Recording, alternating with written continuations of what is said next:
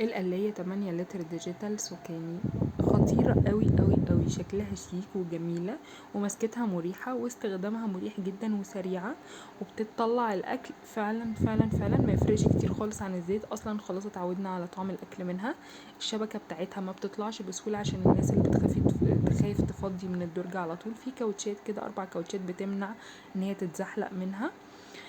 سهلة قوي في الاستخدام وفي التنظيف وجميلة ما شاء الله وعملية، وفيها برامج كتير قوي تقدري تعملي فيها كل حاجة، تشوي وتقلي وتحمري. يعني السمك لو عايز تعمليه مقلي هتعمليه بالدقيق هيتقلي، هتعمليه بالرد هيتشوي. الفراخ نفس الكلام، هتحمريها بس هتتحمر، هتسويها هتستوي. هتعملي فيها كل حاجة كل حاجة، هتسهل عليكي. بصراحة 50-60% من الوقفة في المطبخ، يعني بدل ما انتي واقفة تقلبي في الزيت او يعني تفضلي تقلبي البطاطس او تقلبي حاجة، لا، وقت التقليب ده اصلا او وقت انك هتدخلي الحاجة في الزيت وتخرجيها هيتوفر. بهدلة المطبخ والطرطشة وريحة الزيت والزيوت اللي بتطلع تتراكم على المطبخ، انسي كل ده مش هيبقى موجود اصلا. لا، اللي هي هتوفر عليكي كل الكلام ده وكل الحاجات دي. وعلى فكرة ما بتستهلكش كهرباء.